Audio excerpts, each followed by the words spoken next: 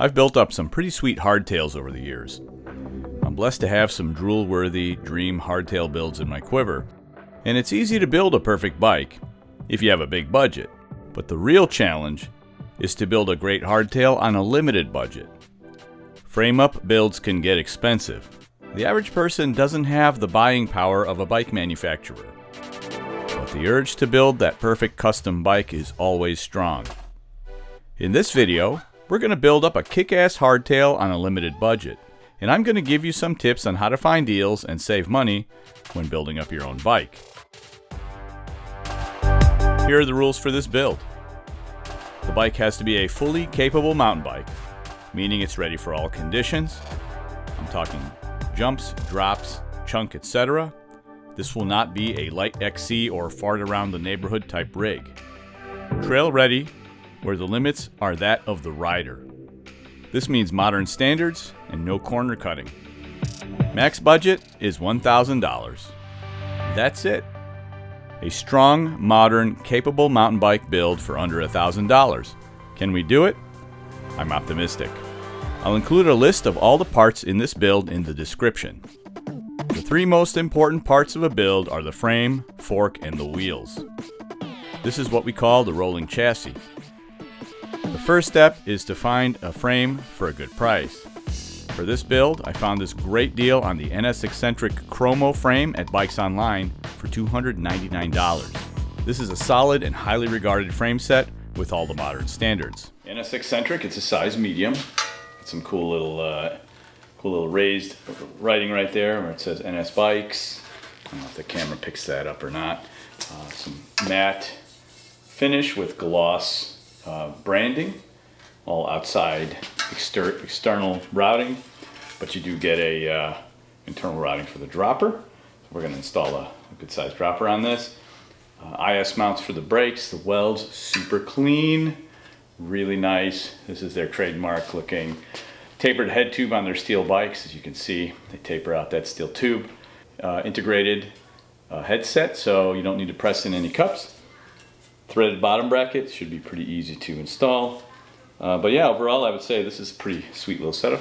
It is boost through axle, of course. And this particular Eccentric is made of Japanese custom butted Tangy Chromoly steel, which means it is strong, supple, and will last a lifetime.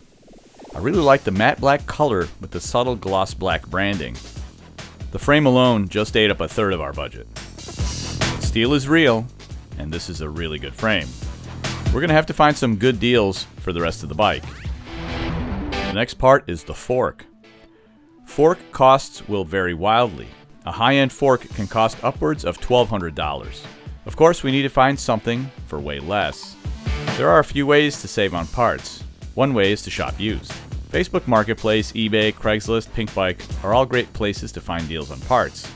Often, you'll find massively discounted parts from people doing upgrades to their bikes.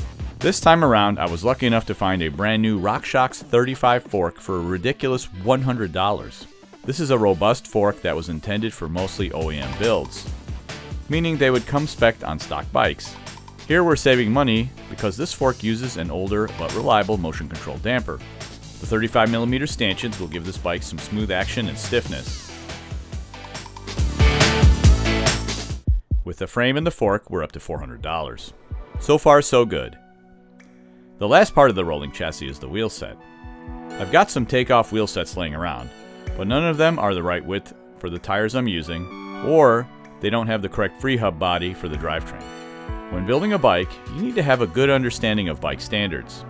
I remember buying a brand new wheel set from Niner a while back, and the price I paid for that wheel set? $130. Which brings me to my next point. Another way to save big money is to keep some on hand for an unexpected blowout sale. There are always bike deals to be found. Even during COVID, I was finding good deals on bike parts. If you check frequently, you can get deals for cheap.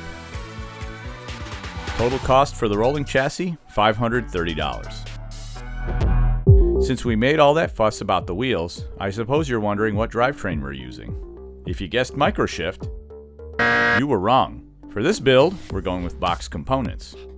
Like this Box 3 Prime 9 group set that I picked up for $60. Yeah, you heard that right. $60. That includes the cassette, derailleur, shifter, and chain. It also includes the cable housing. Box group sets are 9-speed but wide range with a gear range of 11 to 50 tooth. They are overbuilt to be tough and shift smoothly. Sometimes looking for brands that are not the most popular can yield some huge savings. Often those upstart companies will make product as good if not better than their bigger, more established competitors. With the exception of the crankset and bottom bracket, the Box 3 set has everything I need to set up the drivetrain. I'm going to wait till the end to decide on the crankset. How the build turns out will determine which crankset I'll use. Right now we're up to $590. We've got a little more than $400 left to finish this bike. Let's dig through the parts bin and pull out some more. For the brakes, we're going with a set of Shimano MT200s. Cheap, reliable, and they only cost me $40. Here's a pair of takeoff rotors we'll assign a value of $15 to. And with the adapters adding another $10, we're up to $655. Let's go through the pile of takeoff tires and see if we can find a set. This set of WTB Trailboss tires will do. Like new with plenty of tread left. They're good tires, fast rolling, with enough tread to handle more challenging terrain. For tires and tubes, we'll assign a value of $40. If tubeless is not your thing, a set of wire bead tires will save you some money. Cost so far? $695. Let's figure out the cockpit. We need a bunch of parts here and we're running out of money. This Origin 8 stem came off an old build that I did for my son, and it cost me $35 at the time, but let's give it a value of $20 since it's used. The WTB Silverado saddle is brand new and cost me $30. The bars are some generics I had laying around, let's say $15. And the grips are ODI Vans waffle grips, used, so we'll say $10. These Entity pedals were $25. And the P&W dropper is used and would be worth about $75. The Shimano dropper lever kit was $25. I found it on eBay, so I bought 2.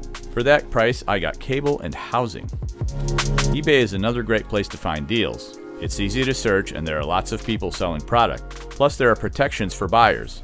Okay, so all that cost $200, so now our total is up to $895. So all that's left is the cranks in the bottom bracket. There were 2 sets I was considering, a set of Truvative stylo cranks that cost me $40, or a set of knockoff 5-dev 165mm cranks that I paid $100 for. The dub bottom bracket was $20. Oh, and I totally forgot to mention the headset, which cost me $16. So the grand total with the stylo cranks is $971. And with the faux devs, it's $1,031. I was really hoping to try those fake 5-devs. But I think we should stay focused on the goal.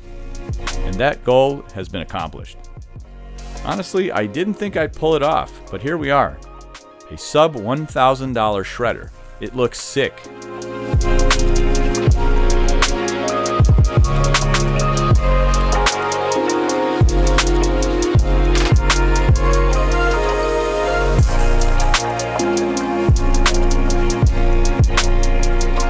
I think I will pass on my good fortune and sell it for what it cost me.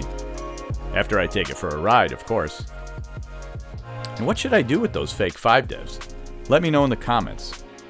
With a little effort, a little creativity, and just going against the herd, you can build a trail smasher of a bike and not bankrupt yourself.